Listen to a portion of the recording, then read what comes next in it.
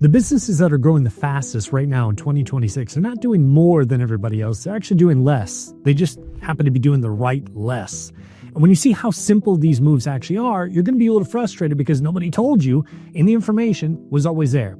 I'm going to walk you through the 10 rules that will make your business grow so fast it looks illegal. These work whether you're a one-person shop or running a team of 50, whether you're bootstrapped or funded, whether you're doing 10,000 a month or 10 million. I'm not just going to give you theory. I'm going to give you the exact frameworks and the math behind why these works you can actually go execute today. So 10 rules, let's get into it. Rule number 1, fix the holes before you fill the bucket. Most business owners come to me and say the same thing. I need more leads. And I say, no, you don't. You need to stop losing the ones you already have. Here's a stat that should bother you. The average American small business loses about $126,000 a year simply by not answering the phone. Not because they're lazy, but because they're working. You're a plumber. You've got a wrench in one hand, a flashlight in the other, water is spraying in your face, and the phone rings. What do? You let it go. And that call was probably worth $200, maybe $300, maybe more. You have no idea. I talked to a law firm recently, full-time receptionist at the front desk, on the phone all day long, but still 60% of their calls weren't getting picked up. That's over half. I talked to my dad the other day. He wanted someone to come fix his deck at his new house, and he called 5 or 6 companies. Nobody answered. My buddy needed new health insurance the other day. His rates went up, so he called 7 offices just to get a single quote. 6 people didn't pick up the phone. So here's the mental model. Imagine you're filling a bucket with water and you're pouring faster and faster, but there's holes at the bottom. The faster you pour, the more you lose. And most business owners think that the answer is just a bigger hose. The answer is a better bucket. Before you spend a single dollar on acquisition, audit your leaks. Missed calls, slow follow-ups, dead leads sitting in a spreadsheet somewhere. Fix those. You might double your revenue without even spending a dime. And my recommendation is to get to about $10,000 a month, then put all of your focus on filling the holes. Because if you keep the same acquisition activities and fix the holes, you'll keep growing month over month without increasing spend. Then, once the bucket's solid, go back to the front end and ask, how do I 10x this? That's the staircase. That's how you compound. Rule number 2. Automate the business and do the marketing yourself. And this is where I think most people are getting it completely backwards right now. Everybody's trying to use AI to do their marketing, write their posts, run their ads, generate content. Now, I think you should use AI and automation, but to run your business so that you can do the marketing and promotions yourself. Think about it. For the first time in history, a one-person operation can have the operational infrastructure of a company with 50 employees. AI levels the playing field with these massive corporations, but you can't compete with Meta and Google using guerrilla warfare. Well, what you can do is leverage their tools to handle the stuff that used to require a team. When I teach AI to small business owners, there's really only about 9 automations that actually move the needle. Chatbots, voice bots, reputation management, content scheduling, invoicing, CRM workflows, email campaigns, text campaigns, customer support. And look, you don't need all 9 on day 1, but the technology should run your business, not the other way around. Because as a small business owner, you probably can't afford to hire someone for each of those jobs, and you don't have to. No longer does your small business have to keep you small-minded. Rule 3, win the trust economy. We are at a level of trust that is at an all-time low. Everybody's been burned by everybody. Everyone's seen every gimmick. Everything feels like fake news. You can't trust anything anymore. And here's what that means for you as a business owner. When someone calls 5 or 6 people and only one person picks up the phone, that person gets the business.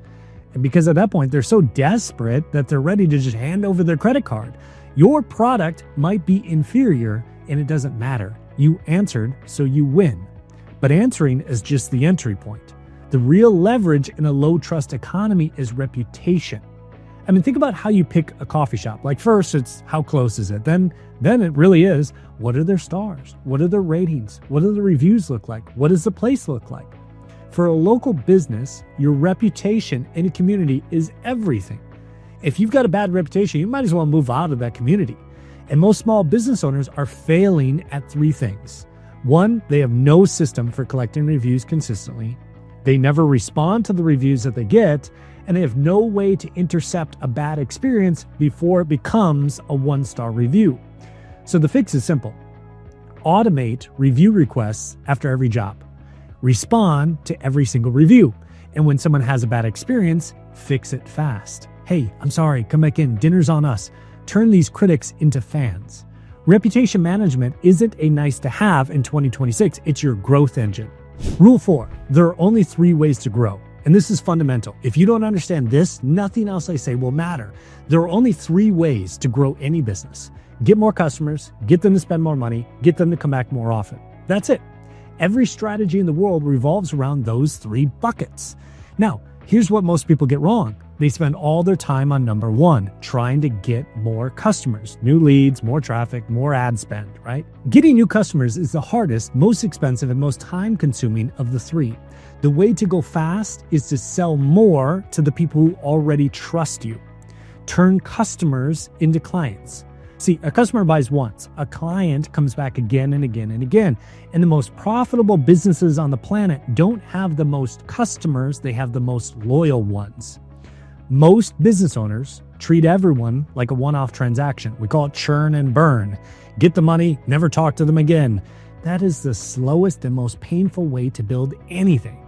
So let me show you how to actually do this, which brings us right into rule number 5, which is map the customer timeline.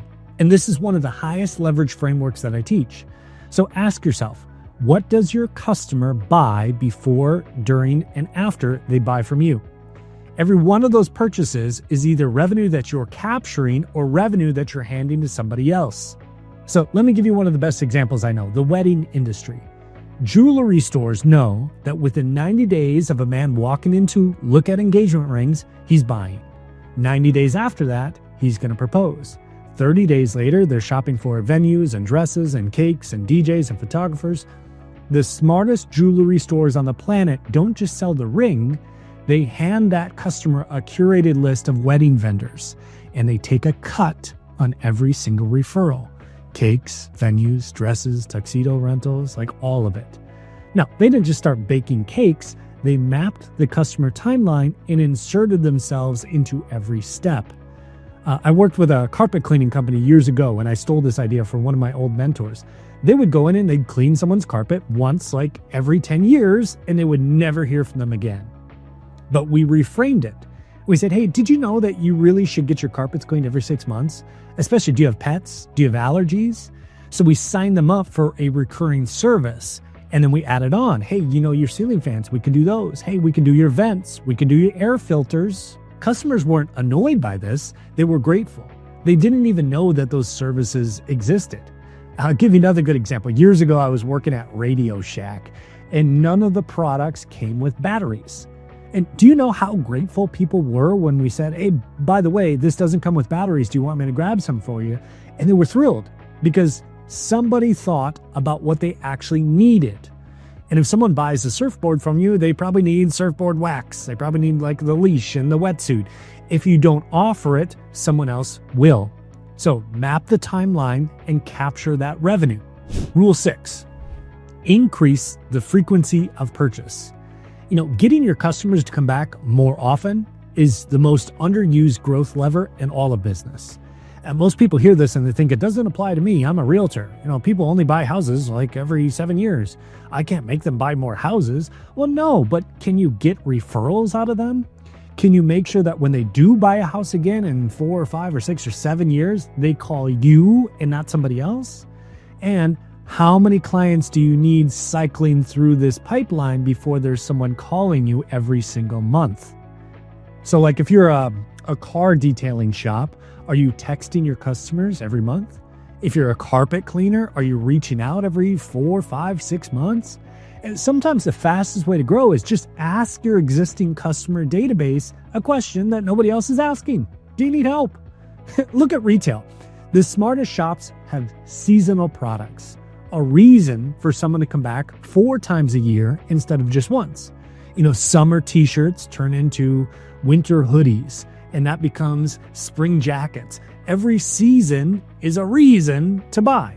Now, you probably don't need new marketing strategy. You need a CRM, a communication cadence, and a reason to reach out to people for email campaigns and text campaigns and automated touch points.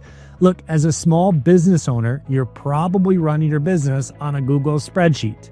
If you want to up your game this year, get a system that lets you communicate with your customers in one place.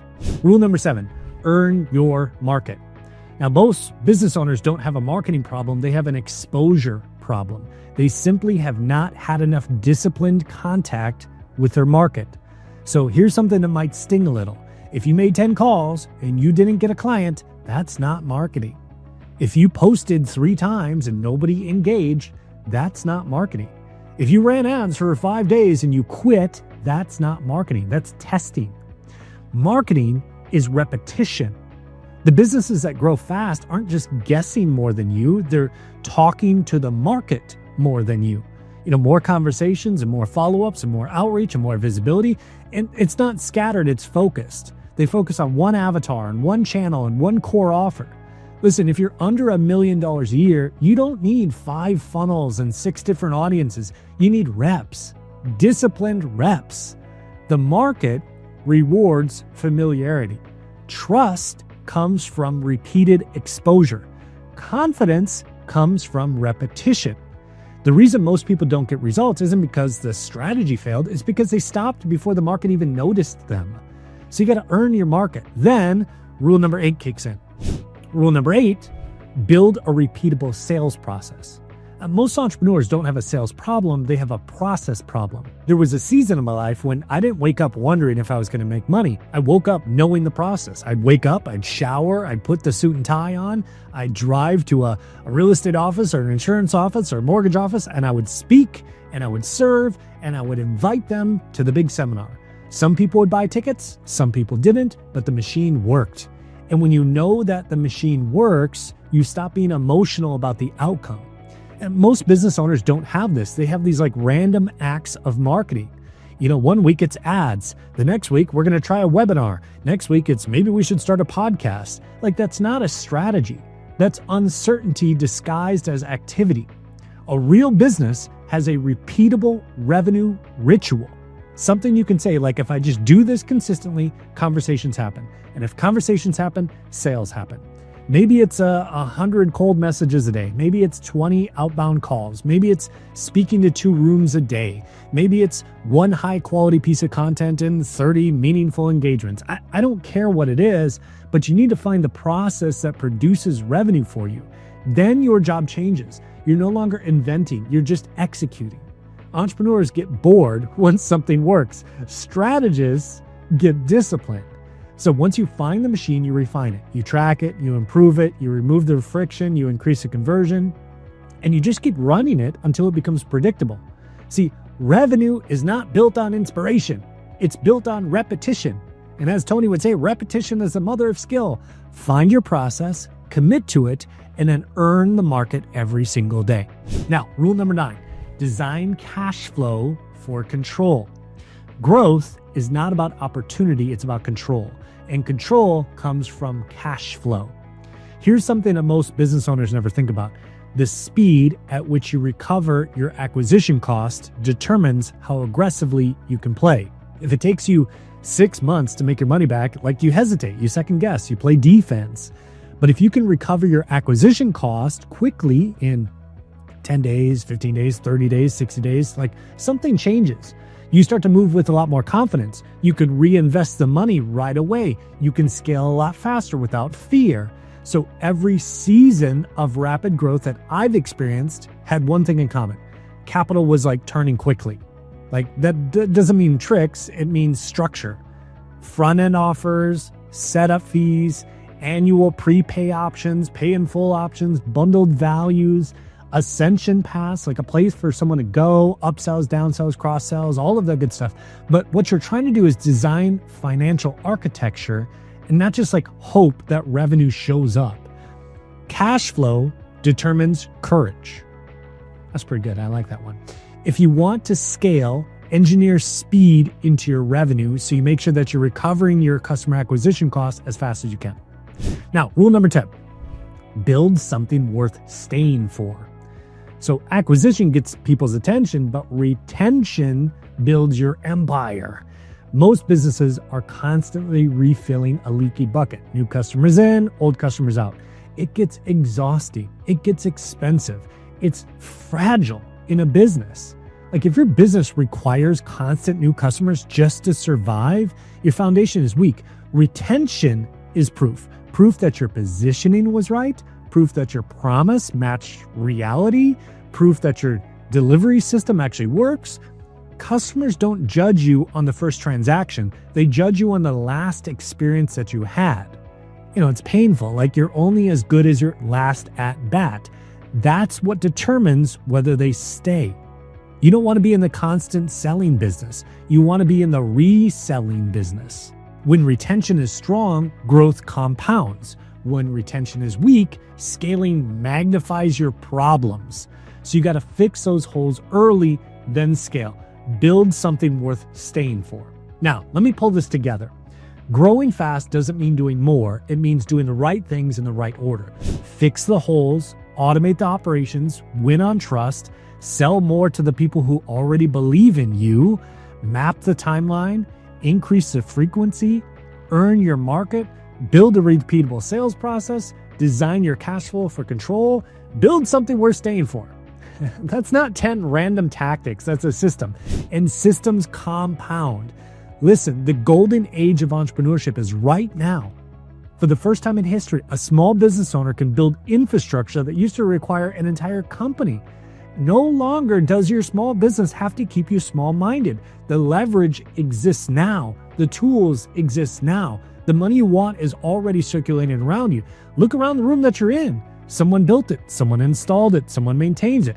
There is money in everything you can see with your eyes. There's enough.